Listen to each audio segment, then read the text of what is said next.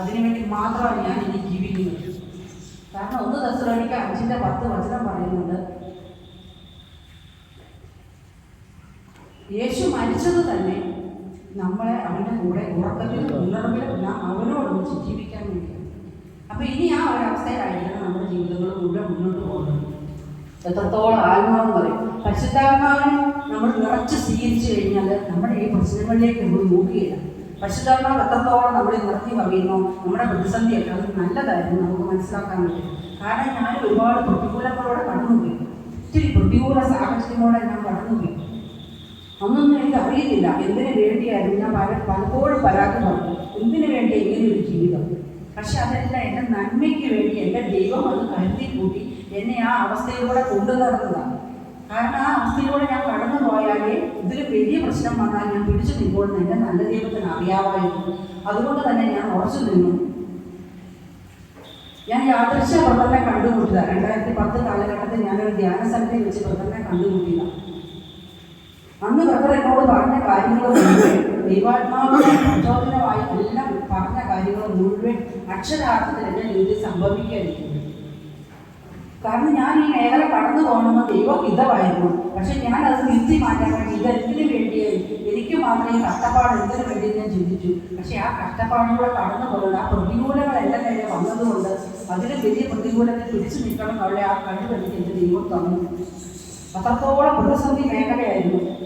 പക്ഷെ അവിടെയൊക്കെ ഞാൻ തോറ്റുപോയിന്ന്, ഞാൻ ചൊല്ലിട്ടെന്ന്, ഞാനൊരു വലിയ വട്ടപൂജ്യമാണെന്ന് തിരിച്ചറിഞ്ഞ നിമിഷം ഞാൻ എൻ്റെ കർത്താവിനെ രക്ഷകനായിട്ട് സ്വീകരിക്കുകയില്ല. അതുവരെ ദൈവം ഇല്ലെന്ന് പോലും ഞാൻ പറഞ്ഞു. കാരണം എനിക്ക് അത്രത്തോളം മുന്നോട്ട് പോകാൻ പറ്റാത്ത സാധ്യത.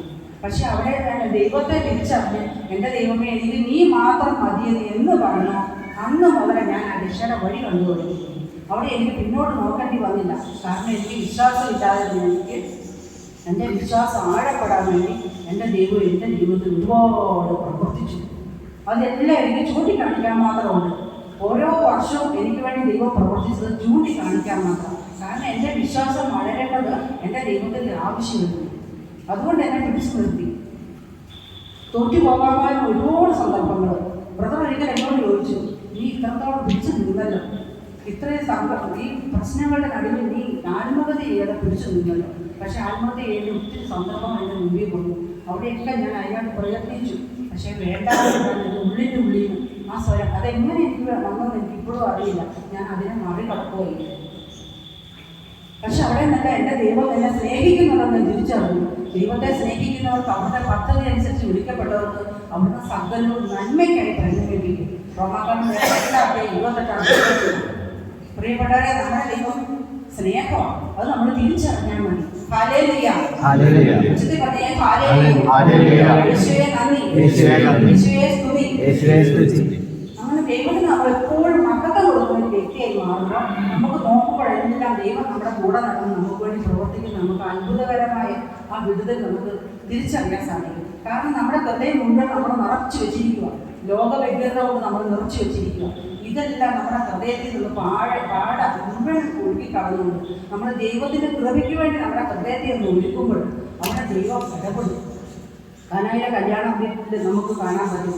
യോഹന്നാന്റെ സുവിശേഷം 2-ാം അധ്യായത്തിൽ കാനായിലെ കല്യാണ വീട്ടിൽ വീഞ്ഞ് തീർന്നു പോയപ്പോൾ പരിശുദ്ധ അമ്മയുടെ നിർദ്ദേശം അവൻ പറയുന്നത് ചെയ്യും, അവൻ പറയുന്നത് ചെയ്താൽ മതി. നമ്മൾ ആ വാഗ്ദാനം ആ ഇതെല്ലാം ഒന്ന് സ്വീകരിച്ചാൽ മതി. ദൈവത്തിൻ്റെ വചനങ്ങൾ നമ്മുടെ ഹൃദയത്തിലേക്ക് ഒന്ന് സ്വീകരിക്കണം. അവിടെ ദൈവം അത്ഭുത പ്രവർത്തിക്കും നമുക്ക് കാണാൻ സാധിക്കും. ആർക്കും വേണ്ടാത്ത ഉപയോഗത്തിനായിട്ട് മാറ്റി വെച്ചിരുന്ന കൽഭരണികൾ അത് വക്കോളം വെള്ളം പോലും നിറയ്ക്കണം അമ്മ പറഞ്ഞത്. അത് അവിടെ പറഞ്ഞപ്പോഴോ അത് വെള്ളം പോയി പരിചാരകർ അത് അറിഞ്ഞിരുന്നു. വേറെ ആർക്കും മനസ്സിലായില്ല. ഈ പച്ചവെള്ളം അവിടെ വീഞ്ഞായിരുന്നു, വെള്ളം കോരിയ പരിചാരകർ അറിയിട്ടുണ്ടായിരുന്നു. അവിടെ ദൈവം അത്ഭുതം പ്രവർത്തിച്ചു. കാരണം നമ്മുടെ ഹൃദയങ്ങളും ഈ കൽഭരണിയായിട്ട് നമ്മൾ ശൂന്യവൽക്കരിക്കണം. നമ്മുടെ ഹൃദയം മുഴുവൻ നിറഞ്ഞിരിക്കുന്നത് മുഴുവൻ നമ്മളൊന്ന് മാറ്റി മറിക്കണം. നമ്മുടെ ഹൃദയത്തെ കാലിയായ കൽഭരണി പോലെ കർത്താവിൻ്റെ മുമ്പിൽ നമ്മൾ സമർപ്പിക്കുമ്പോൾ ആ കൽഭരണി വക്കോളം നിറയ്ക്കാൻ, അതായത് ക്രിസ്തുവിൻ്റെ സമാധാനം കൊണ്ട് ആ ഹൃദയം നമ്മുടെ ഹൃദയങ്ങളെ നിറയ്ക്കാൻ അവിടത്തേക്ക് വഴി.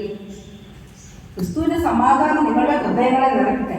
ഈ സമാധാനത്തിലേക്കാണ് നിങ്ങൾ ഏക ശരീരമായി വിളിക്കപ്പെട്ടിരിക്കുന്നത്. കൊളോസോസ് 3:18 തിരുവചനം അറിയപ്പെട്ടവരെ, നമ്മുടെ ഈ വചനങ്ങളെല്ലാം ഈ ബൈബിളിൽ എഴുതി വെച്ചിരിക്കുന്ന മുഴുവൻ വാഗ്ദാനങ്ങളാണ്. ഈ വാഗ്ദാനങ്ങൾ മുഴുവൻ നമുക്ക് വേണ്ടി നൽകപ്പെട്ടതാണ്. ഇതിനെ ഒന്ന് നമ്മൾ ഹൃദയപൂർവ്വം സ്വീകരിച്ച് അത് നമ്മുടെ ജീവിതത്തിൽ ഒരു ഭാഗമാക്കി മാറ്റിക്കൊണ്ട് നമ്മൾ ആ വചനത്തിൽ വിശ്വസിച്ച് നമ്മുടെ വിശ്വാസം വലുതാണ്. നമ്മൾ ഈ വിശ്വാസം കൂടുതലാക്കണം, നമ്മുടെ വിശ്വാസത്തെ വർദ്ധിപ്പിക്കണം. കൂടെ നടന്ന ശിഷ്യന്മാർ പോലും ചോദിച്ചു, കർത്താവെ നമ്മുടെ വിശ്വാസത്തെ വർദ്ധിപ്പിക്കണം. ഞാനൊക്കെ ഇങ്ങനെ ആലോചിച്ചു, ഇതിനു വേണ്ടി ഈ ബൈബിൾ വായന തുടങ്ങിയപ്പോൾ മുതലാണ് ഞാൻ ചിന്തിച്ചു തുടങ്ങിയത്, എന്തിനു വേണ്ടി ഇതെല്ലാം എഴുതപ്പെട്ടത്. ഈ വചനങ്ങളിലൂടെ എല്ലാം കടന്നു പോകുമ്പോൾ ഞാൻ എന്നോട് തന്നെ ചോദ്യം ചോദിച്ചു, എന്നോട് തന്നെ വാദിച്ചു. എനിക്ക് അവിടെ നിന്ന് ഉത്തരം കിട്ടാതെ, കാരണം ഇത് വായിക്കുമ്പോൾ ഞാൻ എൻ്റെ ഉള്ളിൽ വളർച്ചയുണ്ടെന്ന് എനിക്കറിയാം. പക്ഷേ ഇതെല്ലാം എനിക്ക് ചോദ്യചിഹ്നമായി മാറും. ഇതെന്തിനു വേണ്ടി ഇങ്ങനെ എഴുതി വെച്ചത്? പക്ഷെ അതിലൂടെ എല്ലാം കടന്നു പോയപ്പോൾ പിന്നീട് എനിക്ക് കർത്താവ് ബോധ്യങ്ങൾ തരുവായില്ലേ, ഒത്തിരി ബോധ്യങ്ങളിലൂടെ കടത്തി വിടുവായില്ലേ. അപ്പോൾ ഈ വചനങ്ങൾ മുഴുവൻ നമ്മൾ ഹൃദയസ്ഥാക്കണം. ക്രിസ്തുവിൻ്റെ സമാധാനവും സന്തോഷമാണ് നമ്മുടെ ഹൃദയങ്ങളെ നിറയ്ക്കേണ്ടത്. നമ്മൾ ലോകമോഹങ്ങൾ പുറത്ത് നമ്മൾ ജീവിതം ആരംഭിക്കും. പക്ഷെ അവിടെയൊക്കെ നമുക്ക് തകർച്ച നേരിടുന്നുണ്ടോ? തിരിഞ്ഞു നടക്കേണ്ട വഴികളാണ്. നമ്മളൊന്ന് തിരിഞ്ഞു മാറേണ്ട സമയമാണ്, കർത്താവിലേക്ക് കൂടുതൽ അടുക്കേണ്ട സമയമാണ്. അതുകൊണ്ട് നമ്മുടെ വിശ്വാസത്തെ നമ്മൾ പരിപൂർണ്ണമായിട്ട് കർത്താവിന് അടിയാളം വെച്ച് എന്നെ തന്നെ പൂർണ്ണമായിട്ട് വിട്ടുകൊടുത്ത് എൻ്റെ വിശ്വാസത്തെ വർദ്ധിപ്പിക്കണമെന്ന് ശിഷ്യന്മാർ പറഞ്ഞ പോലെ ഞാനും പറയാൻ തുടങ്ങി. അവിടെ എനിക്ക് വേണ്ടി ദൈവം പ്രവർത്തിച്ചു തുടങ്ങി. എൻ്റെ വീട്ടിൽ എനിക്ക് കരണ്ടില്ല, വെള്ളമില്ല, ഒരു വീടെന്ന് പറയാനില്ല, ഒരു വഴിയില്ല, പ്രതിസന്ധിയുടെ അങ്ങനത്തെ വരുന്നു. ആ സാഹചര്യത്തിൽ ഞാൻ ചിന്തിച്ചത് എനിക്ക് ജീവിക്കണ്ട, മരിച്ചാൽ കഴിഞ്ഞാൽ ജീവിതത്തിൽ അർത്ഥമില്ല. ഞാൻ അങ്ങനെ തീരുമാനമെടുത്തു. എന്തെല്ലാം പ്രവർത്തിക്കാമോ അതെല്ലാം ചെയ്തു. പക്ഷെ ഞാൻ മരിച്ചില്ല. അതിനുള്ള എല്ലാ സാഹചര്യവും ഒരുങ്ങി വന്നു. അവിടെയെല്ലാം എന്നെ ദൈവം മാറ്റി വിട്ടതിന് പിന്നീട് എനിക്ക് മനസ്സിലായി. എൻ്റെ ഒരു കൂട്ടുകാരി എൻ്റെ ബന്ധുവാണ്. അവൾ എന്നെ കൂട്ടിക്കൊണ്ട് പോകുമായിരുന്നു പുഞ്ചക്കാടുള്ള ഒരു ധ്യാന സെൻ്ററിൽ. അവിടെ വെച്ച് യാദൃശ്യം ഞാൻ ബ്രദറിനെ കണ്ടുകൂട്ടി. ബ്രദർ എന്നോട് പറഞ്ഞ കാര്യങ്ങൾ മുഴുവൻ ഓരോ വർഷവും ദൈവം എങ്ങനെ എന്നെ ക്രമീകരിച്ച് കൊണ്ടുപോകും എന്നുള്ളത് കൃത്യമായിട്ട് പറഞ്ഞു. അത് കൃത്യമായിട്ട് ഇന്ന് വരെ നടപ്പായി. ഹല്ലേലൂയ. ഞാൻ പോയ ലക്ഷ്യം എനിക്ക് ഇത്രയുണ്ടാകുമോ? എനിക്കൊരു വീട് വെക്കാൻ പറ്റുമോ? എനിക്കൊരു കിണർ കുത്താൻ പറ്റുമോ? എൻ്റെ ഒരു ബൾബ് വെക്കാൻ പറ്റുമോ? കാരണം എൻ്റെ കുഞ്ഞുങ്ങൾ പഠിക്കുന്നതാണ്. ഈ 3 ലക്ഷ്യം ഞാൻ മനസ്സിൽ കണ്ടുകൊണ്ട് പോകുന്നത്. ഞാൻ ചോദിച്ചത് ഇത് മാത്രമേ ഉള്ളൂ. പക്ഷേ ബ്രദർ എന്നോട് പറഞ്ഞു തന്ന മറുപടി ഒക്കെ കേട്ട് എനിക്ക് ഒരിക്കലും ചിന്തിക്കാൻ പറ്റിയായിരുന്നു. ഞാൻ പോയത് 2010. 2017 കാസർഗോഡ് നിന്ന് കർത്താവ് ഒരു വീട് തരും, അവിടെ പോയി താമസിക്കും. ഞാൻ ഒരിക്കലും ചിന്തിച്ചില്ല കാസർഗോഡ് ജില്ല എനിക്ക് അറിയത്തില്ല. പക്ഷേ ദൈവം എനിക്ക് വേണ്ടി പ്രവർത്തിച്ചതാണ്. ദൈവത്തിൻ്റെ അത്ഭുതകരമായ പ്രവർത്തികൾ എൻ്റെ വിശ്വാസം ആഴപ്പെടാൻ വേണ്ടി ദൈവം അത്ഭുതങ്ങൾ പ്രവർത്തിച്ചതാണ്. ഞാൻ ചോദിച്ചു, ബ്രദറെ എനിക്ക് കിണർ കൂട്ടാൻ പറ്റുമോ? കാരണം അന്ന് എനിക്ക് വെള്ളം കിട്ടാതെ ഞാൻ 17 വർഷം അടുത്ത വീട്ടിൽ നിന്ന് വെള്ളം കോരിക്കൊണ്ടിരുന്നു. അതെനിക്ക് തീരാൻ പറ്റിയ പ്രശ്നമാണ്. പല സമയങ്ങളിലും ആ വീട്ടിലെ അമ്മച്ചിക്ക് ദേഷ്യം വരുന്നത്, എന്നോടുള്ള ദേഷ്യം തീർന്നത് ആ തൊട്ടിയും ഉള്ളിൽ പോയിരുന്നു. അപ്പോൾ ഞാൻ കൃത്യം കൂടി കാര്യം എല്ലാ കർത്താവ് എനിക്ക് വേറെ ഒരു വഴിയില്ല. മഴവെള്ളം കുറിച്ച് ദിവസങ്ങൾ കത്തുകൊണ്ടി അപ്പോഴൊക്കെ എനിക്ക് വലിയ ആളുകൾ ഒരു കിണർ കുടിക്കണം. ഞങ്ങൾ കിണർ കുടിച്ചു, അത് ഇടിഞ്ഞ് മൂടി, പകുതിയോളം ഇടിഞ്ഞ് മൂടി പൊട്ടക്കിണറായി. പിന്നെ സങ്കടം കണ്ടില്ല, വെള്ളം ഒരു വീറാൻ കൂടിയ പ്രശ്നം. പക്ഷെ എൻ്റെ ദൈവത്തിനെല്ലാം ഞാൻ ഇവിടെ നിന്നെല്ലാം ഒന്ന് വിശദീകരിച്ചിട്ടുണ്ട്. ഞാനൊരു നന്മയിലേക്ക് വരാൻ, എൻ്റെ ദൈവത്തിൻ്റെ സ്വന്തമായി തീരാൻ വേണ്ടി എന്നെ ദൈവം ഒരുക്കുന്ന വഴികളായിരുന്നു. ഇത് തിരിച്ചറിയാൻ ഞാൻ വൈകിപ്പോയി. എനിക്ക് ഒത്തിരി വൈകി ഇത് മനസ്സിലാക്കാൻ വേണ്ടി. പക്ഷെ ഞാൻ പ്രതിസന്ധിയുടെ നടുവിലും ദൈവത്തെ വിളിക്കാൻ തുടങ്ങിയെന്ന് ഞാൻ ധ്യാന സെൻ്ററിൽ ശുശ്രൂഷിക്കും. അവിടെ പ്രാർത്ഥിക്കാൻ ചെന്നപ്പോൾ മുതലാണ് ഞാൻ ദൈവത്തെ വിളിക്കാൻ തുടങ്ങിയത്. ഞാൻ അവിടെ കർത്താവിൻ്റെ ദുശിരുമ നോക്കി ഞാൻ പറഞ്ഞു, എൻ്റെ കർത്താവെ എനിക്ക് നീ മാത്രമാണ്, എനിക്ക് വേറെ ആരും വേണ്ട. കാരണം അത്രത്തോളം പ്രതിസന്ധിയിൽ എനിക്ക് കർത്താവിൽ ആശ്രയിക്കാനേ വഴിയുണ്ടാകുന്നത്. എന്നാൽ വചനം പറയുന്നുണ്ട്, ദൈവത്തിൽ ആശ്രയിക്കുന്നവർ ശക്തി പ്രാപിക്കും. അവർ കഴുകന്മാരെ പോലെ ചിറകടിച്ചു വരും. അവർ ഓടിയാൽ ക്ഷീണിക്കില്ല, നടന്നാൽ തളരുകയുമില്ല. ഏശയ്യാ 40:31 വചനമാണ്. ഈ വചനമൊക്കെ നിങ്ങൾ ഉദ്ദേശിച്ചാകണം പ്രിയപ്പെട്ടവരെ. നിങ്ങൾ ഈ വചനമെല്ലാം വായിക്കണം. കാരണം വചനത്തെ സ്നേഹിക്കുമ്പോൾ നമ്മൾ ഈശോയെ സ്നേഹിക്കുകയില്ല, ഈശോയെ സ്നേഹിക്കുകയില്ല. അതുകൊണ്ട് യോഹന്നാന്റെ സുവിശേഷം 14:23 പറയുന്നതാണ്, എന്നെ സ്നേഹിക്കുന്ന എൻ്റെ വചനം പാലിക്കും, എൻ്റെ വചനം പാലിക്കുന്നതിനെ പിതാവ് സ്നേഹിക്കും, ഞങ്ങൾ ഒരുമിച്ച് വന്ന് അവരിൽ വാസം പാലിക്കും. പിന്നെ നമ്മൾ തിരിഞ്ഞ് നോക്കണം, എന്തിനെങ്കിലും നമുക്ക് കുറവുണ്ടാവുള്ളൂ. കുറവിലേക്ക് നോക്കിക്കൊണ്ട് ഞാൻ എൻ്റെ ജീവിതത്തിൻ്റെ 3/4 ഭാഗവും കളഞ്ഞു. എനിക്കത് ബോധ്യം കിട്ടിയതെങ്കിൽ ഞാൻ ധ്യാനം കൂടി മറ്റുള്ളവരെ ദൈവസന്നിധിയിലേക്ക് കൊണ്ടുവരാനുള്ള പ്രചോദനം കിട്ടി. അങ്ങനെ വന്നപ്പോഴാണ് എനിക്കിതിനെക്കുറിച്ച് ഒത്തിരി ഉൾക്കാഴ്ചകൾ കിട്ടിയത്. അതുവരെ ഞാൻ എൻ്റെ വീട് പ്രതിസന്ധി മാറണം, അവരുടെ കള്ളുകൂടി ചീട്ടുകളി അതൊന്ന് മാറണം, ഞങ്ങൾക്കൊരു വീട് വെക്കണം, ഞങ്ങൾക്ക് സന്തോഷമായിട്ട് ജീവിക്കണം, ഇത്ര മാത്രമേ എനിക്ക് ചിന്തയുണ്ടാകുന്നു. പക്ഷെ അവിടെ നിന്ന് മാറി അനേകർക്ക് വേണ്ടി ഞാൻ പ്രാർത്ഥിക്കാനൊരു നിലപാടെടുത്തു. അങ്ങനെ അങ്ങനെ വളർന്നപ്പോഴാണ്, പ്രാർത്ഥനയിലൂടെ കൂടുതൽ കൂടുതൽ വളർന്നപ്പോഴാണ് ദൈവം എനിക്ക് വേണ്ടി പ്രവർത്തിക്കുമെന്ന് പറഞ്ഞത് മുഴുവൻ അർത്ഥവത്തായി തീർന്നു. എന്നോട് അന്ന് ബ്രദർ പറഞ്ഞു, നിന്റെ വീട്ടിൽ 1 രൂപ മുടക്കണ്ട, 5 ബൾബ് കത്തും. അന്ന് എനിക്ക് കറണ്ടുമില്ല, ബൾബുമില്ല, ഒരു പരിപാടി. അന്ന് എന്നോട് പറഞ്ഞതാ, 5 ബൾബ് കത്തും, 1 രൂപ നീ മുടക്കണ്ട, എനിക്ക് വേണ്ടി ദൈവം അത്ഭുതം പ്രവർത്തിക്കും. ഞാൻ വിശ്വസിച്ചില്ല. കാരണം ഞാൻ കറണ്ട് ഓഫീസിൽ ചെന്ന് അവരോട് വഴക്കുണ്ടാക്കിയ വ്യക്തിയാണ്. എല്ലാ വീട്ടിലും സമ്പൂർണ്ണ വൈദ്യുതീകരണം നടത്തിയെന്ന് പറഞ്ഞ പേപ്പർ ന്യൂസ് മുഴുവൻ ഞാൻ എൻ്റെ കുഞ്ഞുങ്ങളെ വീട്ടില്ല. എനിക്ക് കറണ്ട് ഓഫീസിൽ ചെന്ന് വഴക്കുണ്ടാക്കാൻ പറ്റത്തില്ല. ഞാൻ അവിടെ ചെന്ന് പറഞ്ഞു. അവരെന്നോട് പറഞ്ഞു 82,000 രൂപ അടിക്കണം. ഞാൻ 100 രൂപ പണിക്കാരി, 100 രൂപ പണി കിട്ടണമെന്ന് എനിക്ക് അന്നേക്കാണ് സാധനം വാങ്ങാനുള്ളൂ. അത്രത്തോളം പ്രതിസന്ധിയിലാണ് ഞാൻ ജീവിക്കുന്നത്. പക്ഷെ ഞാൻ എന്നോട് ബ്രദർ പറഞ്ഞ കണക്കിന് എനിക്ക് ദൈവം പ്രവർത്തിച്ചു, അത്ഭുതം പ്രവർത്തിച്ചു. 8 പോസ്റ്റ് ഗവൺമെൻറ്റിൽ നിന്ന് എനിക്ക് വേണ്ടി അനുവദിച്ചു. അത് 7 എണ്ണേ എനിക്ക് വീട്ടിൽ വേണ്ടി വാങ്ങുള്ളൂ. ഒരെണ്ണത്തും അവരെടുത്തോണ്ട് പോയില്ല. അത് ആ റോഡിൽ തന്നെ ഇട്ടിട്ട് പോയി. അത് റോഡിൽ ആ ഒരു പോസ്റ്റിന് തൂണായിട്ട് ചെരിച്ച് വിട്ടു വെച്ചിരിക്കുക. ആര് വന്നാലും ചൂണ്ടിക്കാണിക്കാനുണ്ട്. എനിക്ക് വേണ്ടി ദൈവം പ്രവർത്തിച്ച അത്ഭുതങ്ങൾ ഒരുപാടുണ്ട്. അതെല്ലാം ആര് വന്നാലും തൊട്ട് കാണിക്കാൻ എൻ്റെ ദൈവം തന്നെ, ഇതെൻ്റെ ദൈവം തന്നെ. എനിക്കിത് പറയാനും വേറുള്ളൂ. കാരണം എനിക്ക് വേണ്ടി ദൈവം പ്രവർത്തിച്ചു. അത് മറ്റുള്ളവർക്ക് അടയാളമായിട്ട് സാക്ഷ്യപ്പെടുത്തുന്ന രീതിയിൽ. കാരണം കർത്താവ് അതെല്ലാം മറ്റുള്ളവരിലൂടെ ദൈവത്തെ അറിയാൻ വേണ്ടിയിട്ട് ദൈവം എനിക്ക് വേണ്ടി പ്രവർത്തിച്ചതാണ്. എനിക്ക് നല്ല ബോധ്യമുണ്ട്. അന്ന് ഞാൻ ചോദിച്ചൊരു കാര്യമുണ്ട്, എനിക്ക് ഒരു കിണറൂടെ കുടിക്കണം. കാരണം ഒരു പറഞ്ഞാൽ ഈ പരിവുമാണ്, എനിക്ക് വെള്ളം കിട്ടാൻ കഴിഞ്ഞു. അപ്പോൾ എനിക്ക് എൻ്റെ വെള്ളത്തിൻ്റെ ദാരിദ്ര്യത്തിന് ഒരു കിണറൂടെ കുടിക്കണം. മക്കളെ എന്നോട് പറഞ്ഞു, ഇനി നീ കിണറ് കുടിക്കരുത്, നിൻ്റെ പൈസ നഷ്ടപ്പെടും. അന്ന് എന്നോട് വേറൊരു കാര്യം പറഞ്ഞു, നിൻ്റെ മകളുടെ കല്യാണം 2015 ഒരു വീട് എനിക്കില്ല, എവിടെ കയറാനില്ല, സ്റ്റെപ്പ് കയറാൻ എനിക്കില്ല. അവിടെ എൻ്റെ മകളുടെ കല്യാണം നടക്കുമ്പോൾ ഞാൻ അതിനെ എതിർത്തു. അപ്പോൾ എന്നോട് ബ്രദർ പറഞ്ഞു, കർത്താവിൻ്റെ പരിശുദ്ധാത്മാവ് എന്നോട് പറഞ്ഞാൽ എൻ്റെ പരിശുദ്ധാത്മാവ് പറയുന്നതിന് അപ്പുറത്ത് ഞാൻ വാക്ക് പറയുകയാണ്. പക്ഷെ അതെല്ലാ സമയത്തിൻ്റെ കുട്ടികൾ എന്ന് പറഞ്ഞോ അത് ആ വർഷം തന്നെ നിറവേറുകയോ ചെയ്യും. അങ്ങനെ ഒത്തിരി പ്രതികൂലങ്ങളിലൂടെ ഞാൻ കടന്നുപോയി. പ്രതികൂലങ്ങൾ കാരണം ഞാൻ ആ നാട്ടിൽ നിന്ന് മാറ്റപ്പെട്ടു. എന്നെ ദൈവം കൊണ്ടുപോയി വെച്ച് സുരക്ഷിതമാക്കി പറഞ്ഞത് വഴുതക്കാട് ഗവൺമെൻറ് സ്കൂളിലാണ്. അവിടുത്തെ ഗവൺമെൻറ്റിൽ എനിക്ക് താമസം കിട്ടി. അവിടെ നിന്ന് ഭക്ഷണം, അവർ കന്യാസ്ത്രീമാരെ എനിക്ക് ഭക്ഷണം വിളമ്പി തന്നു. വെറുള്ളി കണ്ണുനീരിൻ്റെ കണ്ണീന്ന് പൊഴിയില്ലെന്ന് പറഞ്ഞ് അവരെനിക്ക് വിളമ്പി തന്നു. ഞാൻ അവിടെ 4 വർഷക്കാലം ജോലി ചെയ്തു. കർത്താവ് എന്നെ വളർത്തുമായിരുന്നു. കർത്താവ് ഞാൻ നശിച്ചു പോകാൻ ആഗ്രഹിച്ചില്ല. കാരണം കർത്താവിൻ്റെതായി ഞാൻ മാറിക്കഴിഞ്ഞു. ഞാൻ പൂർണ്ണമായിട്ടും കർത്താവിനോട് പറയാൻ തുടങ്ങി, എൻ്റെ കർത്താവ് എനിക്ക് നീ മാത്രം മതി. ഞാൻ എപ്പോഴൊക്കെ ഈ വാക്കുകൾ പറയുന്നുണ്ടോ എനിക്കറിയാം എൻ്റെ കൂടെ കർത്താവ് എൻ്റെ കൂടെ നിൽക്കുന്നുണ്ട്.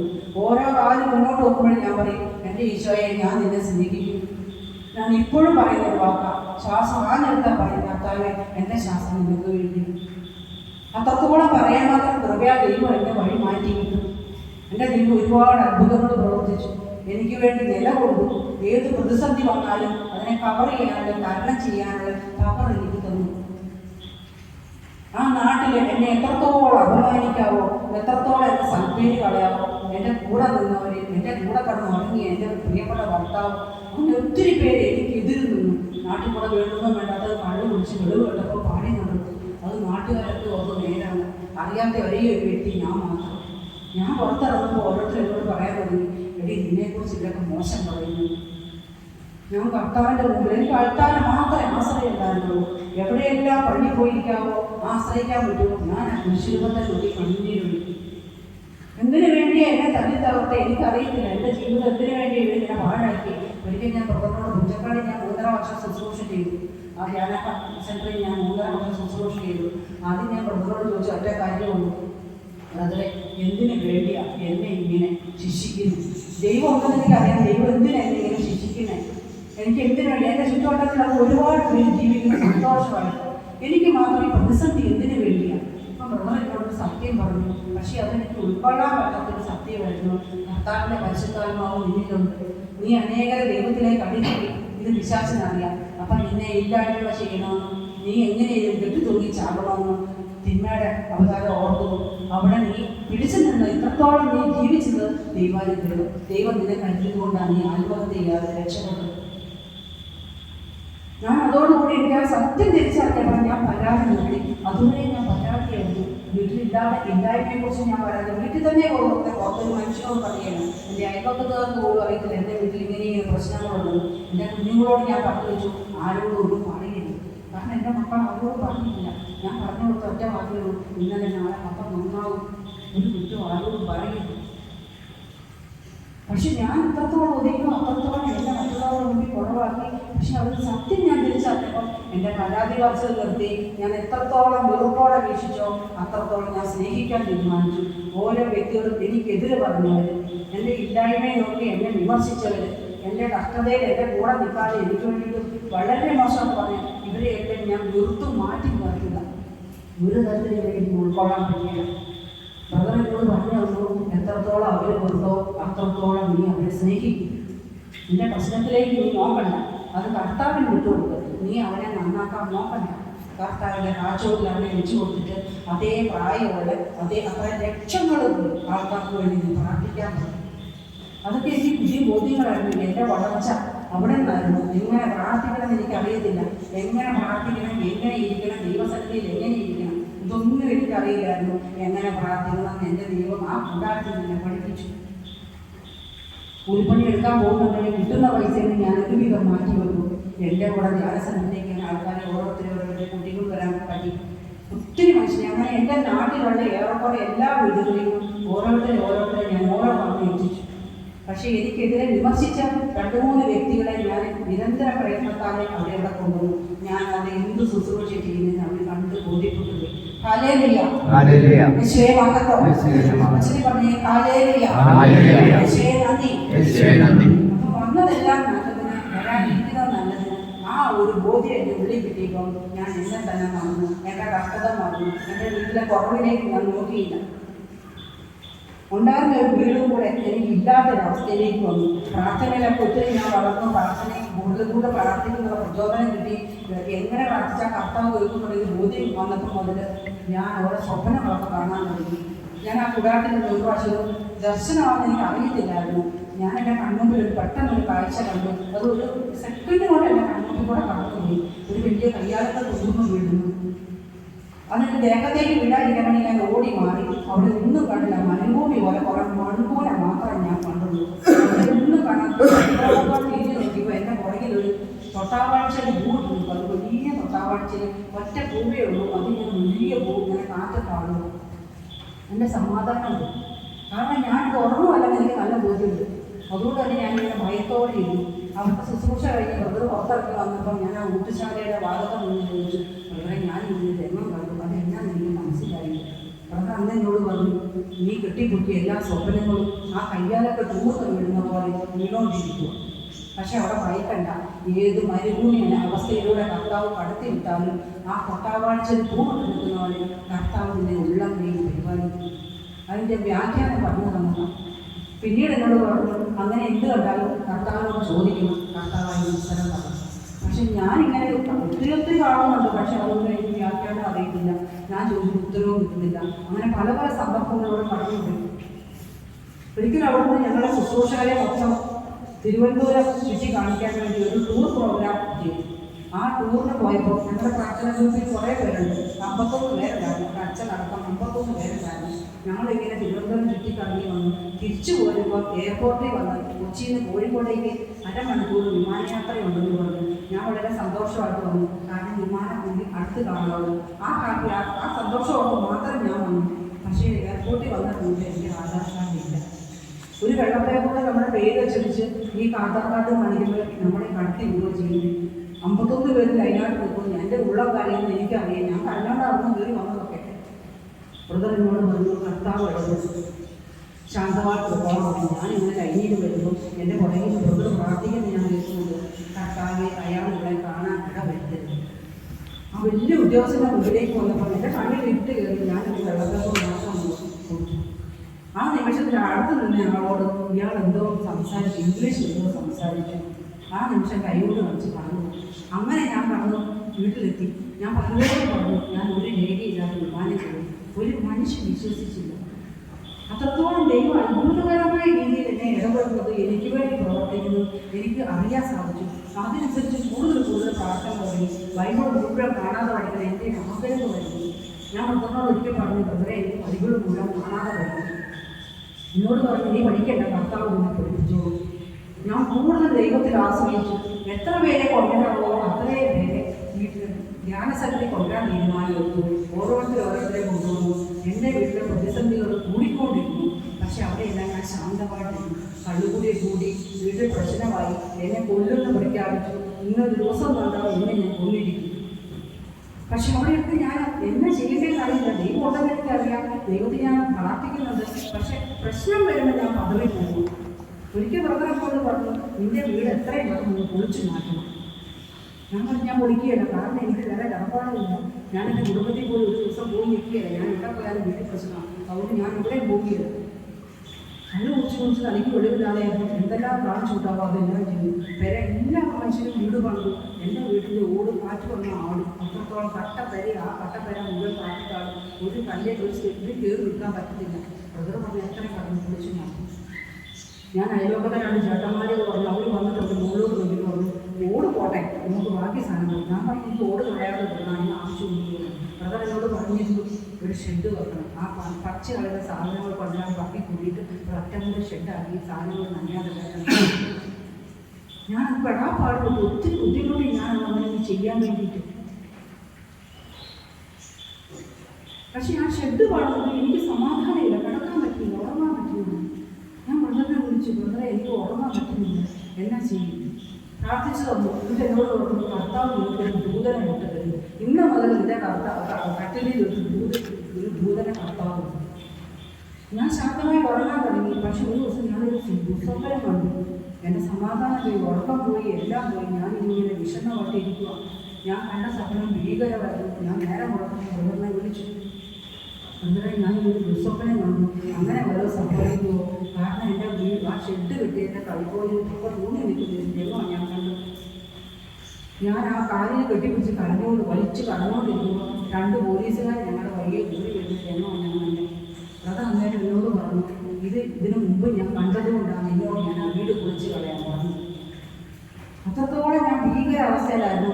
കാരണം ആ നിമിഷത്തിൽ അന്ന് എന്നോട് പറഞ്ഞു, ഇനി നിന്നെ കണ്ടുപോകരുത്, ഈ ദിവസങ്ങൾ ഇനി ഉണ്ടെങ്കിൽ എനിക്ക് ഇരുത്തി വന്ന് ഇരിക്കാൻ പറ്റുന്നില്ല.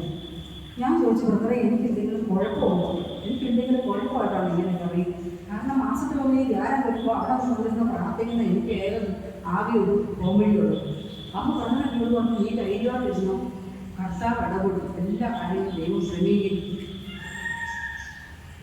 പക്ഷെ ഞാൻ അങ്ങനെ വീട്ടിൽ വിഷമമായിട്ട് സങ്കടപ്പെട്ട് കരഞ്ഞോണ്ട് എനിക്ക് ദൈവം ഉണ്ടെങ്കിൽ പോലും എനിക്ക് ജീവിക്കാൻ വഴിയില്ല. ഞാനിങ്ങനെ കസേരയിൽ മുറ്റത്തിൽ കസേരയിൽ ഇരിക്കുമ്പോൾ എനിക്ക് തിരുവനന്തപുരത്ത് ഒരു സിസ്റ്റർ എന്നെ വിളിക്കുന്നു, നീ അവിടെ എന്നെ എടുക്കുക, എന്നോട് സംഭാഷണം പോയി. ഞാൻ പറഞ്ഞു, സിസ്റ്ററെ സത്യമായിട്ട് ഞാൻ ഉത്തരം പറയുന്നത് സത്യസന്ധമായിട്ടായിരുന്നു. സിസ്റ്ററെ ഞാൻ എങ്ങനെ മരിക്കണമെന്ന് ആലോചിച്ചുകൊണ്ടിരിക്കുന്നു. കർത്താവ് ഇടപെട്ട വഴികളാണ് ദൈവപ്പെട്ടവരെ. അത്രത്തോളം നമ്മൾ ദൈവത്തിൽ ആശ്രയിച്ച് കഴിഞ്ഞാൽ ദൈവം നമ്മളെ വഴി നടത്തും. എത്രയോ മരണകരമായ അപകടങ്ങളിൽ നിന്ന് കർത്താവ് രക്ഷിച്ചു. അങ്ങനെ ആ സിസ്റ്റർ എന്നോട് പറഞ്ഞു, നീ എത്രയും പെട്ടെന്ന് മുന്നോട്ട് പോയി. പക്ഷെ എനിക്ക് പോകാതെ വഴിയില്ലായിരുന്നു. ഞാൻ എല്ലാം ഉപേക്ഷിച്ചു. മനസ്സാൽ ഞാൻ വീടും സ്ഥലം എല്ലാം ഉപേക്ഷിച്ചു. ഞാൻ അവിടെ പോയി. അവിടെ പോയി ആ കോൺവെന്റിൽ ചെന്ന് കഴിഞ്ഞപ്പോൾ സിസ്റ്റർമാർ എന്നോട് പറഞ്ഞു, ഭക്ഷണം പറഞ്ഞിട്ടുണ്ട്, ഒരുപാട് കണ്ണുനീരിൻ്റെ കണ്ണിയും വീടരുത്, നീ ഇവിടെ നിന്നുണ്ടെങ്കിൽ ഞാൻ ഇത് ജോലി തരാം. ഞാൻ സത്യവാദം ചോദിച്ചു. അവിടെ കിച്ചണിൽ എന്തെങ്കിലും ഒരു വാർത്തയ്ക്ക് ഡെലിവറി. പക്ഷെ എന്നെ അവർ മാനിച്ച്, എൻ്റെ ദൈവം മാത്രം എന്നെ കരുതി. അവൻ എന്നെ മാനിച്ച് സ്കൂളിൽ വെള്ളക്കാട് ഗവൺമെൻറ് സ്കൂൾ, ഏറ്റവും വലിയ ടോപ്പ് സ്കൂൾ, അവിടെ എനിക്ക് സ്കൂളിലും അവിടെ 28 ജോലിക്കാരാണ് എനിക്ക് വിളിച്ചിട്ടുണ്ട്. രാവിലെ മുതൽ 4 മണി വരെ നമ്മൾ ഡ്യൂട്ടി കൊടുക്കും. ബാക്കി സമയം പ്രാർത്ഥിക്കാം, ചാപ്പലിൽ പോയിരിക്കാം. ഞാൻ കിടക്കുന്ന റൂമിൻ്റെ കാലിൻ്റെ ഒക്കെ മുകളിൽ ചാപ്പൽ സിസ്റ്റർമാരെല്ലാം പോയി പ്രാർത്ഥിക്കുന്നു. അവിടെ എനിക്ക് വളരെ ഒത്തിരി ദൈവം അനുഗ്രഹിച്ചു. അവിടെ ഇതിൻ്റെ പ്രാർത്ഥനയെല്ലാം ഞാൻ ഒത്തിരി വളർന്നു. പ്രാർത്ഥിക്കണമെന്ന് മനസ്സിലായി. ഉള്ളിലേക്ക് കൂടുതൽ അങ്ങനെ ദൈവം വളർന്നു വന്നു. ആയിക്കോട്ടെ, പ്രശ്നങ്ങളുണ്ടായിരുന്നു, പ്രതിസന്ധി ഉണ്ടായിരുന്നു. ആ സമയങ്ങളിൽ ഞാൻ കണ്ണൂരുകാരി എന്ന് പറഞ്ഞല്ലോ, അവിടെ 20 സ്കൂളിൽ 20 മഠത്തിൽ അവർക്ക് റബ്ബർ വെട്ടാൻ ആളെ കിട്ടുന്നില്ല. അപ്പോൾ അവരിങ്ങനെ അന്വേഷിച്ചപ്പോൾ ആരോ പറഞ്ഞു കൊടുത്തു, എൻ്റെ ഭർത്താവിനാണ് റബ്ബർത്താക്കിന് അവരത് സ്വീകരിച്ചു. അവർ പറഞ്ഞു, ഒറ്റ കാര്യമേ ഉള്ളൂ, കള്ള് കുടിക്കാതെ പറ്റില്ല. കള്ള് കുടിക്കുകയാണെങ്കിൽ ഇവിടെ താമസിക്കാൻ പറ്റില്ല. അവിടെ റൂം കൊടുക്കും, പണിക്കാർ താമസിക്കുന്ന റൂം കൊടുക്കും. അങ്ങനെ അവിടുത്തെ ജോലിക്കാരനായി അവിടുത്തെ ദിവസവും അവിടുത്തെ കാര്യങ്ങളെല്ലാം നോക്കി കള്ളുകൂടിയുടെ അളവ് കുറച്ചു. അങ്ങനെ ഒത്തിരി ഒത്തിരി ദൈവം ഇടപെട്ട വഴികളാണ്. സിസ്റ്റർമാർ ധ്യാനം കുടിക്കാൻ വേണ്ടി. അപ്പം എൻ്റെ പ്രാർത്ഥനയൊന്നും കർത്താവ് അവിടെ ഒഴിവാക്കിയില്ല. അതനുസരിച്ച സിസ്റ്റർമാർ ആ മനുഷ്യനെ നന്നാക്കി എടുക്കുമായിരുന്നു. അങ്ങനെ മക്കിയാട് കൊണ്ടുപോയി ധ്യാനിപ്പിച്ചു. ആ മനുഷ്യൻ ദൈവത്തെ അറിഞ്ഞു. ഒരിക്കൽ ബ്രദറിനോട് എൻ്റെ ഒരൊറ്റ ആഗ്രഹം ഞാൻ പറയുന്നതാണ്, ബ്രദറെ എങ്ങനെ ആ മനുഷ്യനൊന്ന് മാനസാന്തരപ്പെടും, എങ്ങനെ ഞാനൊന്ന് പ്രാർത്ഥിക്കണം, എൻ്റെ പ്രാർത്ഥന എങ്ങനെ ഞാൻ തിരിച്ചു വിടാൻ വേണ്ടിയ അത്രത്തോളം ദൈവം ഇടപെട്ട വഴികളായിരുന്നു. അന്ന് ബ്രദർ എന്നോട് പറഞ്ഞു 2019 കാലഘട്ടം വരെ ഈ മദ്യപാനം ഉണ്ടാവും, അത് കഴിയുമ്പോൾ മാറും. പക്ഷേ ടീമിൽ ഇവിടെ പറഞ്ഞിരുന്നു 19 വരെ അവൻ ജീവിച്ചിരിക്കുള്ളൂ. അറ്റാക്ക് വന്നു, കപ്പം മരിച്ചു. നാട്ടുകാരും വീട്ടുകാരെല്ലാം ഒറ്റപ്പെടുത്തി കുറ്റപ്പെടുത്തി. ഒരു മാർവാക്ക് ഞാൻ പറഞ്ഞില്ല. ഞാൻ എൻ്റെ കർത്താവിനോട് പറഞ്ഞു, എൻ്റെ കർത്താവിനെ നീ തന്നു, നീ തന്നെ എടുത്തു, നിൻ്റെ നാമം അകത്തപ്പെടുത്തുക. അല്ലാണ്ട് അതിൽ കൂടുതൽ ഒന്നും പറയാൻ എനിക്കില്ലായിരുന്നു. ദൈവത്തിൻ്റെ പദ്ധതി അത് അങ്ങനെ നിറവേറില്ല. പക്ഷെ അതൊക്കെ ഓരോരോ കാലഘട്ടങ്ങളിലൂടെ ഞാൻ എങ്ങനെ കടന്നു പോകാം, അതെല്ലാം ദൈവം നൽകിയിരിക്കുമായിരുന്നു. 2012 ഞാൻ ബ്രദറിനോട് പറയാതെ കിണർ കുഴിച്ചു. എന്നോട് പറഞ്ഞിരുന്ന കിണർ കുഴിക്കരുത്. ഞാൻ കിണർ കുഴിച്ചു. അത് പണി തീർന്നപ്പോൾ തന്നെ കല്ലിറക്കി വെച്ചു. കാരണം ആദ്യത്തെ കിണർ ഞങ്ങളുടെ ഇതിന് മൂടിപ്പോയി. അതുകൊണ്ട് മണ്ണിൽ ഉറപ്പില്ലാത്ത അതുകൊണ്ട് തന്നെ കല്ലിറക്കി കിട്ടി. 3 കോടി കല്ലിറക്കി കിട്ടി. വെള്ളം പൊങ്ങിയതനുസരിച്ച് ആ കിണർ ആ അട്ടിയോടെ മണ്ണിൻ്റെ മൊത്തം വീണുപോയി. ഇനി ഒരു 2-3 കോടുണ്ട് ഇങ്ങനെ ഇതായിട്ട് കിടക്കുന്നു. അത് മൂടാൻ ഒരു വഴിയില്ല. അപ്പം ഞങ്ങളുടെ പറമ്പ് 3 കിണറായി. ഞങ്ങൾക്കവിടെ വെള്ളം കൂറാൻ കിട്ടി, പ്രശ്നമായി. 2016 ബ്രദറിനോട് പറഞ്ഞിരുന്നു, കർത്താവ് നിനക്ക് ലൈസൻസ് തരും. ഞാൻ വിശ്വസിച്ചില്ല. കർത്താവ് തന്നെ ഇസ്രായേലിൽ കൊണ്ടുപോകും, ഞാൻ അത് വിശ്വസിച്ചില്ല. 2017 കാലഘട്ടത്തിൽ എനിക്ക് നീലേശ്വരത്ത് കർത്താവ് പറഞ്ഞ വീട് അവിടെ ഞാൻ താമസം ആരംഭിച്ചു. അവിടെ ചെന്നപ്പോഴാണ് ഞാൻ സമാധാനം എന്നാണ് അറിഞ്ഞത്. അതുവരെ എനിക്ക് സമാധാനമില്ല. അവിടെ ചെന്ന് കഴിഞ്ഞപ്പോൾ മുതൽ എനിക്ക് ഭക്ഷണം പോലും ഇല്ല. കാരണം അവിടെ പ്രാർത്ഥിക്കാൻ ഇരുന്നാലും എനിക്ക് നല്ലൊരു മനസ്സിന് സമാധാനം. എന്ത് വേണമെങ്കിലും പ്രാർത്ഥിക്കാം, എൻ്റെ കർത്താവിൻ്റെ കൂടെ എന്ത് പ്രാർത്ഥിക്കാം, ഞാൻ സമാധാനം അറിയാം. കാരണം സമാധാനം ഇല്ലാതെ തിരിച്ച് എനിക്ക് എൻ്റെ ദൈവം എന്നെ അവിടെ കൊണ്ടുവന്ന് സുരക്ഷിതമാക്കി താമസിക്കാനുള്ള ഭയങ്കര പദ്ധതിയായിരുന്നു. ഞാൻ ഇതൊന്നും തിരിച്ചറിഞ്ഞില്ല. നാശത്തിനുള്ള പദ്ധതിയല്ല, ക്ഷേമത്തിനുള്ള പദ്ധതിയല്ല. ഇറങ്ങി നോക്കുമ്പോൾ പലതും വചനമാണ്. ഇതൊക്കെ എന്നോട് നേരത്തെ പറഞ്ഞിരുന്നു. എന്നാൽ ഈ ആദ്യം കണ്ടപ്പോൾ തന്നെ ഈ വചനങ്ങളെല്ലാം പറഞ്ഞു. സങ്കീർത്തനം 56:8 വചനം പറഞ്ഞു, കർത്താവിൻ്റെ കണ്ണുനീർ കണ്ണുകൾ കുപ്പിയിൽ ശേഖരിച്ചിട്ടുണ്ട്, അവിടുന്ന് എൻ്റെ അലച്ചിലുകൾ എണ്ണിയിട്ടുണ്ട്. ഇതൊന്നും അന്ന് എനിക്ക് ഉൾക്കൊള്ളാൻ പറ്റിയില്ല. എനിക്ക് ഉൾക്കൊള്ളാൻ പറ്റാത്ത കാര്യങ്ങളായിരുന്നില്ല. ഈ ബൈബിളിനെ ഞാൻ സ്നേഹിച്ചു തുടങ്ങി, വചനത്തെ ഞാൻ സ്നേഹിച്ചു തുടങ്ങി. വചനം പറയാൻ തുടങ്ങിയപ്പോൾ മുതലാണ് എൻ്റെ വീട്ടിൽ ദൈവം പ്രവർത്തിക്കാൻ തുടങ്ങിയത്. അതുകൊണ്ട് കഷ്ടത്തിലൂടെ കണ്ണുനീരിലൂടെ കടന്നു പോകുന്നുണ്ടോ ഒന്നും നമ്മൾ അവിടെ മനസ്സ് തളരരുത്. മനസ്സ് തളരാതെ ദൈവത്തെ കൂടുതൽ മുറുകെ പിടിക്കുക. നമ്മുടെ പ്രശ്നങ്ങളിലേക്ക് ഇറങ്ങി വരാൻ തയ്യാറുള്ള ദൈവം. ഈ മാത്രം 4-7 വചനം പറയുന്നുണ്ട്. നാം വിളിച്ചപേക്ഷിക്കുമ്പോഴെല്ലാം നമ്മുടെ ദൈവമായ കർത്താവ് നമുക്ക് സമീപസ്ഥനായിരിക്കുന്നവരെ വേറെ ഏത് ദൈവമുള്ളൂ. നമ്മുടെ ശ്രേഷ്ഠ ചിന്താന്നാണ് വിളിക്കുന്നത്. അവരുടെ കൃപയാൽ തെരഞ്ഞെടുപ്പെട്ട വിഭാഗമാണ് നമ്മുടെ ദൈവം. ഇതുപോലെ പേര് ഇന്ന് കുർബാനയ്ക്കെല്ലാം നമ്മൾ ശ്രമിച്ചു ഇതുപോലെ പേരുകൾ വന്നു. പക്ഷെ അതിൽ നിന്ന് മാറ്റി നിർത്തപ്പെട്ടവരാണ് നമ്മൾ. ആ ബോധ്യം നമ്മുടെ ഉള്ളിലുണ്ടാവണം. നമ്മൾ തളർന്നു പോകേണ്ടതല്ല. നമ്മൾ ഏത് പ്രതിസന്ധിയിലും കർത്താവിനോട് ചേർന്ന് നിൽക്കുന്നവരാണ്. കർത്താവിൻ്റെ അഭിഷിക്തരെന്ന് വിളിക്കുന്നത് ഞാനൊക്കെ ആദ്യം ഓർത്തിരുന്ന അങ്ങനെയാണ്. വൈദികരെ മാത്രം കർത്താവിൻ്റെ അഭിഷിക്തരെന്ന് വിളിച്ചത് അല്ല. നമ്മൾ ഓരോരുത്തരും കർത്താവിനോട് ചേർന്ന് നിന്ന് അവിടുത്തെ അഭിഷേകം സ്വീകരിക്കാൻ റെഡിയായി നിൽക്കുന്നുണ്ടോ നമ്മളെ അഭിഷിക്തൻ. അപ്പം നമ്മൾ മുറ്റു പോകുന്നവരല്ല, നമ്മൾ ജയിക്കുന്നവരാണ്. ജയിക്കാൻ വേണ്ടി ജനിച്ചവനാണ് മനുഷ്യൻ. അതുകൊണ്ട് നമ്മൾ മുന്നോട്ട് ചിന്തിക്കരുത്. ഏതെല്ലാം പ്രതിസന്ധി വന്നാലും ബുദ്ധിമുട്ടുകൾ വരുന്നത് നമ്മൾ ആത്മഭീതിയുള്ളവരാണ്. ഇങ്ങനെയാണ് പ്രതിസന്ധി വന്നാലേ നമുക്ക് ആത്മഭീതി ഉണ്ടാവുള്ളൂ. റോമാക്കാരുടെ ലേഖനം 5-4 തിരുവചനം പറയുന്നുണ്ട്. എന്നാൽ കഷ്ടത സകലശീലം ആത്മതയ്ക്ക് പ്രത്യാശ ഉളവാക്കുന്നു. ഈ പ്രത്യാശ നമ്മളെ നിരാശരാക്കുന്നില്ല. നമുക്ക് നൽകപ്പെട്ടിരുന്ന പരിശുദ്ധാത്മാവിലൂടെ ദൈവത്തിൻ്റെ സ്നേഹം നമ്മുടെ ഹൃദയങ്ങളിലേക്ക് സദാ ചൊല്ലിക്കൊണ്ടായിരിക്കുന്നു. അപ്പോൾ അത് തിരിച്ചറിയാനുള്ള വിവേകം നമുക്കുണ്ടായിരിക്കും. നമ്മുടെ ഹൃദയം മലിനമാകാതെ സൂക്ഷിക്കേണ്ടത് നമ്മുടെ ആവശ്യമാണ്. ജെറമ്യയുടെ പുസ്തകം 12-9-10 വചനങ്ങൾ പറയുന്നുണ്ട്. ഹൃദയം മറ്റെന്തിനേക്കാളും കാപട്യമുള്ളതാണ്, ശോചനീയമാവിധം ദുഷിച്ചതുമാണ്. ഇതിനെ ആർക്കാണ് മനസ്സിലാക്കാൻ സാധിക്കുക? തൊട്ടടുത്ത വചനം 10-ാം വചനം പറയുന്നത്, കർത്താവായി ഞാൻ മനസ്സിനെ പരിശോധിക്കുകയും ഹൃദയത്തെ പരീക്ഷിക്കുകയും ചെയ്യും. ഓരോ മനുഷ്യനും അവൻ്റെ ജീവിത രീതിക്കും പ്രവർത്തിക്കും അനുസരിച്ച് ഞാൻ പ്രതിഫലം നൽകും. അപ്പം ഈ പ്രതിഫലത്തിലേക്കാണ് നമ്മൾ നോക്കേണ്ടത്. ഈ പ്രതിഫലമാണ് നമുക്ക് വേണ്ടത്. അതുകൊണ്ട് നമ്മുടെ മുന്നിലുണ്ടായിരുന്ന നമ്മുടെ പൂർവ്വപിതാക്കന്മാരെല്ലാം അങ്ങനെ ജീവിച്ചത്. അവർ ദൈവം തരുന്ന പ്രതിഫലത്തിലേക്ക് നോക്കി. അബ്രഹാം എല്ലാം വിട്ടുപേക്ഷിച്ച് പോവുക. ഞാൻ കാണിച്ചു തരുന്ന ദേശത്തേക്ക് നീ പോവുക. 12-ന്റെ 1, 2, 3, 4 വചനങ്ങളിലൂടെ കടന്നു പോകുന്നുണ്ട്. അബ്രഹാമിന്റെ പേര് തന്നെ അബ്രഹാം എന്നായിരുന്നു. അബ്രഹാം അല്ലായിരുന്നു. അബ്രഹാം ആയി മാറുന്നത് എങ്ങനെയാണ്? ദൈവം കാണിച്ചത് സ്വന്തം ജനങ്ങളെ, ബന്ധുമിത്രാദികളെ ഉപേക്ഷിച്ച് ഞാൻ കാണിച്ചു തരുന്ന ദേശത്തേക്ക് നീ പോവുക. അവിടെ വെച്ച് നിന്നെ ഞാൻ അനുഗ്രഹിക്കും. അനേകം ജനതകളുടെ പിതാവാകും. അത് വാഗ്ദാനമായിരുന്നു. ബൈബിൾ ഉടനീളം നമ്മളോട് വാഗ്ദാനങ്ങളാണ് പറഞ്ഞിരിക്കുന്നത്. ഇത് നമ്മൾ സ്വീകരിക്കാൻ തയ്യാറാണ്. ഇത് സ്വീകരിക്കുന്നവർക്ക് മാത്രമേ അത് അതിൻ്റെ അഭിഷേകം കിട്ടുകയുള്ളൂ. ഓരോ വചനം വായിക്കുന്നതും പറയണം, കർത്താവേ ഈ വചനത്തിൻ്റെ ശക്തി അഭിഷേകം എന്നിൽ നിറഞ്ഞ കവിഞ്ഞ് ഒഴുകണം. വായിക്കണം, ആത്മാർത്ഥമായിട്ട് വായിക്കണം. വായിച്ചു തുടങ്ങണം. ഇന്ന് മുതൽ വായിച്ചു തുടങ്ങണം. ഇത് പറയണം, ഓരോ വചനത്തിൻ്റെ ശക്തി അഭിഷേകം എന്നിൽ നിറഞ്ഞ് കവിഞ്ഞ് ഒഴുകണം. അത് മറ്റുള്ളവർക്ക് അഭിഷേകമായി മാറണം. കസ്തൂരി സ്വന്തം ശരീരത്തിൽ വെച്ചിട്ട് ഓടി നടക്കും. എവിടെയോ അവളെ തേടി നടക്കും. എന്നിലേക്ക് തന്നെ തിരിഞ്ഞു നോക്കണം. എന്നിലേക്ക് തന്നെ തിരിയുമ്പോഴാണ് നമ്മൾ അതിൻ്റെ അഭിഷേകം നമുക്ക് തിരിച്ചറിയാൻ പറ്റുള്ളൂ. അതുകൊണ്ട് മറ്റുള്ളവരെ നമ്മൾ ദൈവസന്നിധിയിലേക്ക് ആനയിക്കുക. നമ്മുടെ ദൗത്യം തന്നെ അതായി മാറണം. ദൈവസന്നിധിയിലേക്ക് ഓരോരുത്തരും ആരെ എവിടെ കണ്ടാലും പറയണം, ധ്യാനത്തിന് പോകണം കേട്ടോ, നിങ്ങളൊന്നും വരണം കേട്ടോ, നമ്മളൊരു മാറ്റം വേണം കേട്ടോ. എന്നാൽ നമുക്കതൊരു മാറ്റം അനുഭവിച്ചറിയാൻ പറ്റുള്ളൂ. ഞാനൊരു ബസ്സിൽ യാത്ര ചെയ്താൽ അതിൻ്റെ അടുത്തിരിക്കുന്ന ആരാണ് ഞാൻ അവരോട് വേണ്ടി സംസാരിച്ച് ഞാൻ ഇറങ്ങുന്നതിന് മുന്നേ അവരുടെ നമ്പർ ഞാൻ മേടിച്ചിരിക്കും. എന്നിട്ട് അവരോട് പറയും ചെറിയ വരും ചെറിയ വരികയില്ല. കാരണം ഏതവസ്ഥയിലും നമ്മുടെ ഒരു വാക്കുകൊണ്ട് ഒരു മനുഷ്യൻ രക്ഷപ്പെട്ട് ദൈവത്തെ അറിയാൻ ഇടയായി നമ്മൾ ആത്മാക്കളെ നേരിട്ട് വ്യക്തിത്വങ്ങളായി മാറും. ഞാൻ എവിടെയെല്ലാം നടന്നു, എവിടെയെല്ലാം പോയോ അവിടെ എല്ലാം ഞാൻ പറയുക. അവർ രക്ഷപ്പെടുവോ വരാതിരിക്കുവോ രക്ഷപ്പെടുവോ അത് അവരുടെ ആവശ്യം. നമ്മൾ പറയാനുള്ളത് നമ്മുടെ ആവശ്യം. ദൈവസന്നിധിയിലേക്ക് ആനയിക്കുക. അപ്പം നമ്മളിങ്ങനെ ഓരോരുത്തരൊക്കെ കൊണ്ടുവന്ന് നമ്മുടെ പ്രശ്നങ്ങളിലേക്ക് ദൈവം അതുകൊണ്ട് അതിനെ പരിഹരിക്കുക. ഞാൻ പലരോടും പറഞ്ഞു കൊടുത്തു, എൻ്റെ ദൈവം എനിക്ക് വേണ്ടി പ്രവർത്തിച്ചതാണ്. എൻ്റെ നാട്ടിലും എല്ലാവർക്കും അറിയാം. അവരുടെ അത്ഭുത വസ്തുവിനെ പോലെ എന്നെ കാണുന്നു.